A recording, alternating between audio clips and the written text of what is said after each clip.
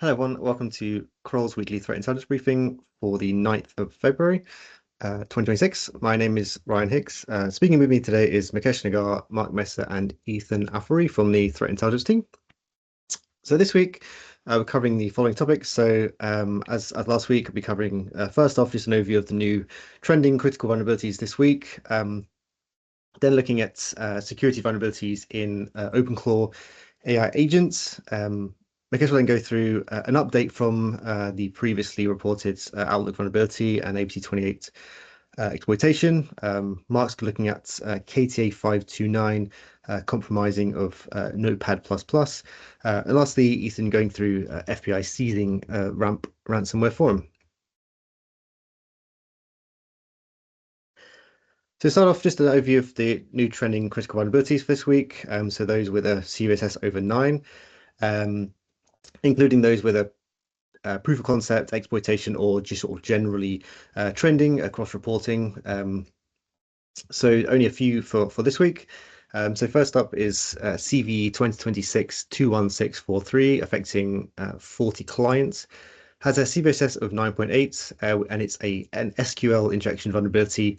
It does have a proof of concept available. There's no confirmed reporting of exploitation in the wilds at the moment, and a patch is available. So recommended certainly to patch, particularly with that POC publicly available. And then secondly is CV 2026-25049 affecting N8N, which is an open source automation framework. The CVSS of 9.4, no proof of concept or exploitation. There is a patch available. This one is largely kind of trending. So kind of keeping an eye out for kind of any kind of further reporting for that, but certainly recommend patching before any kind of exploitation takes place if any users are using that framework. So that's it for the critical vulnerabilities.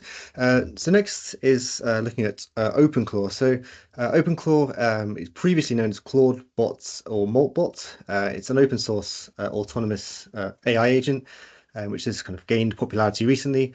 It's designed as a self-hosted AI assistant, and the platform allows users and organizations to connect large language models to other internal systems, sort of applications, and enabling autonomous sort of task execution.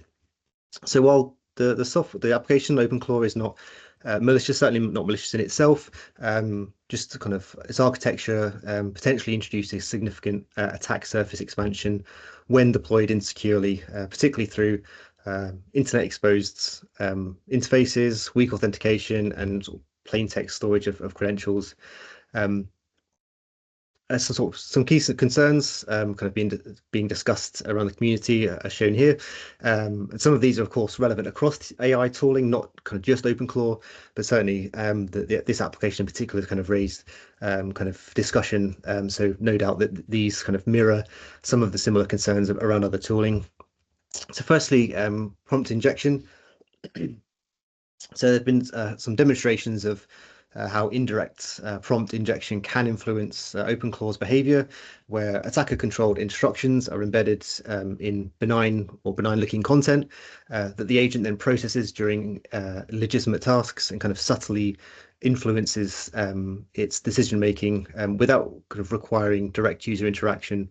And one example of kind of the attacker controlled instructions was demonstrated is where it created a persistent external control channel that operated without alerts. And this attack technique is seemingly made easier to attackers through what OpenClaw calls skills, which is essentially kind of like a marketplace, if you like, for instructions that users can download and feed into OpenClaw. So kind of opening up the idea of if users are unaware of what the instructions are actually doing, they could potentially kind of get the agent to do things maliciously when they are kind of unaware. Another concern shared is having unrestricted system access, again, similar to a lot of these applications, which of course, if compromised, could lead to a lot of kind of data and kind of connections within the organizations accessible to the attacker if they kind of get hold of access to the OpenClaw agent. And last, there are kind of a few recent additional vulnerabilities to note. So, of course, can be true of other applications. And one of these was a one-click remote code execution that leaked system tokens. So it gave access to the OpenClaw interface, which allowed the attacker, or could allow an attacker to make configuration changes. So again, having access to that could lead to quite sort of catastrophic kind of access to a lot of data. So again, these are all sort of security considerations and concerns being discussed around OpenClaw, no doubt kind of similar across other tooling. So looking kind of recommendations, kind of removing internet exposed OpenClaw control interfaces. So there was research into a lot of OpenClaw instances directly accessible. The actual kind of interface and the portal was directly accessible to the internet. So a lot of potential kind of access could be gained there for weak credentials.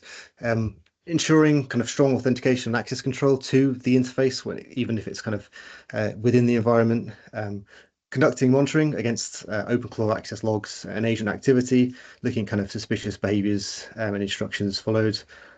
And then for the vulnerability side, of course, keeping the instances up to date for kind of any patching, and then treating any external content as untrusted input. And then lastly, just if deploying OpenClaw or similar systems or any AI systems, seeking guidance from Kroll's AI risk governance and strategy service to kind of help with the deployment and risks around that. Okay, that's all from me. I'll hand over to Mukesh.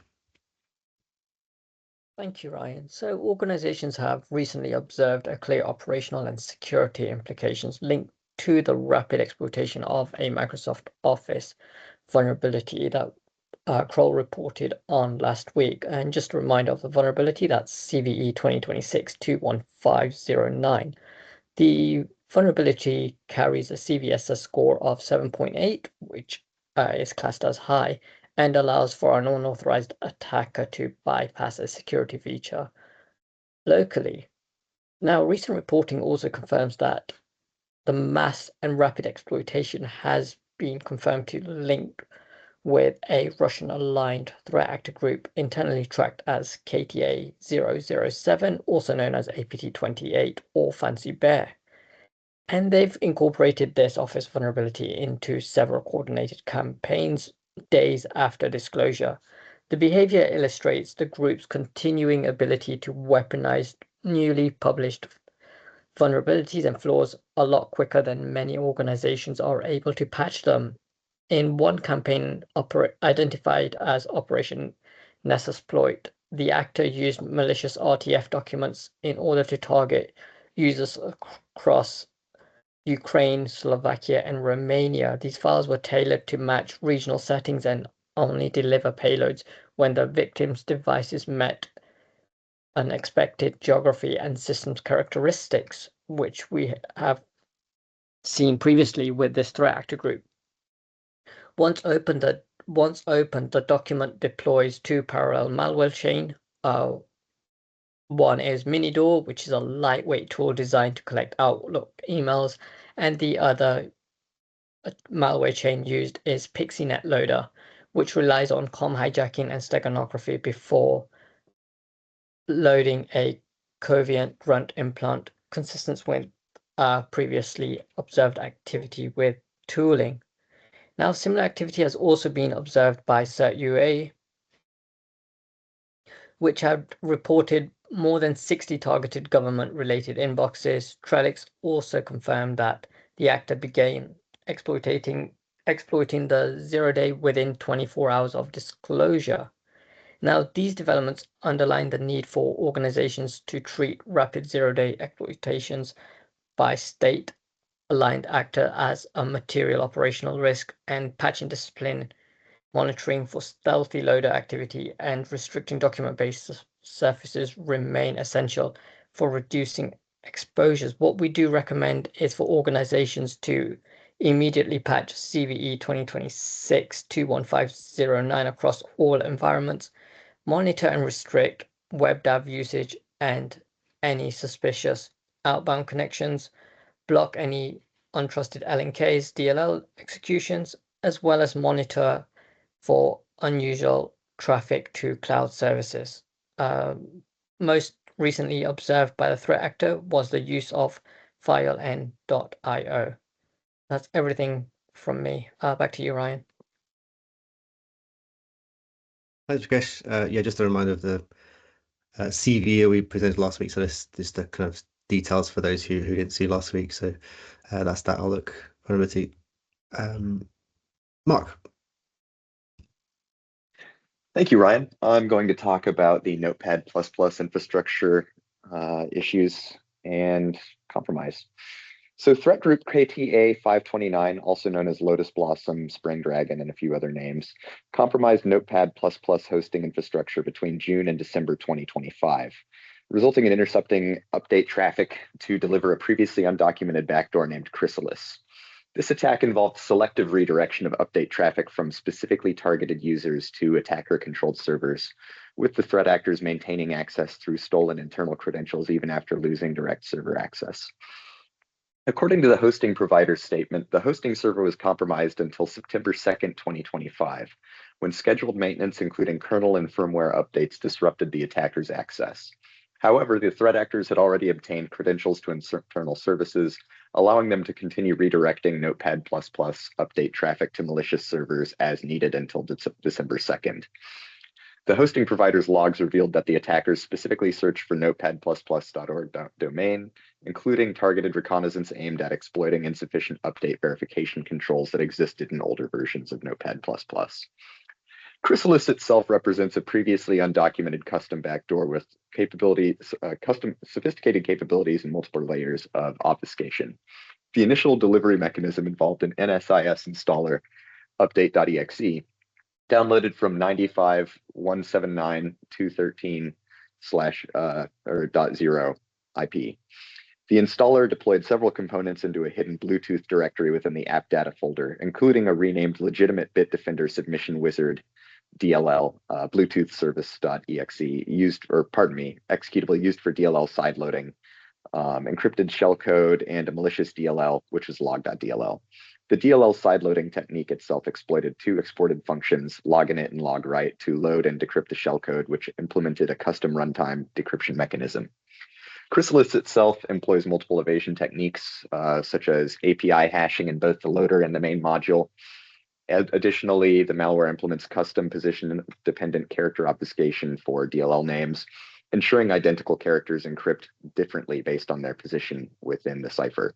The backdoor's configuration, encrypted using RC4, revealed a command and control URL that mimics the format of DeepSeek API chat endpoints, likely an attempt to blend malicious traffic with legitimate API communications.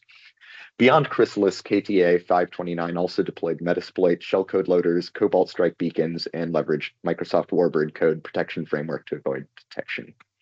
The hosting provider completed all remediation activities by December 2nd, including server migration, vulnerability patching, and credential rotation, while Notepad++ implemented enhanced security measures, including certificate verification, signature validation, and XML signing in versions 8.8.9 and later.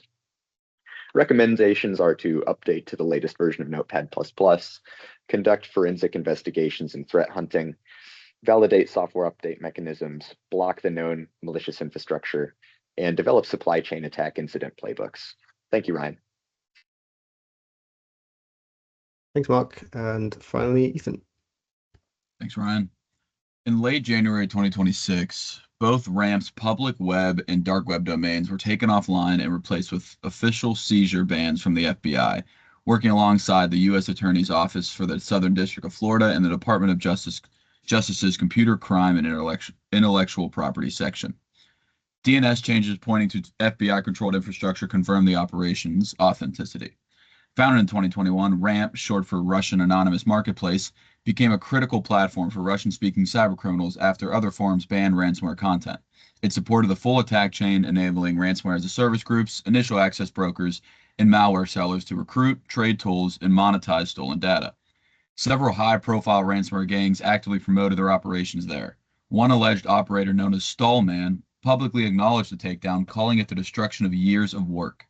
While experts agree the seizure will not end ransomware and that criminals will migrate to alternate platforms, it represents a meaningful disruption. Authorities may now have access to user emails, IP addresses, messages, and financial records, potentially enabling follow-on investigations and arrests and increasing distrust across the cybercriminal ecosystem. Thank you, Ryan. Thanks, Ethan. That is all we have for this week. If you do have any questions, please contact us at cti@kroll.com. Thank you, and see you next week.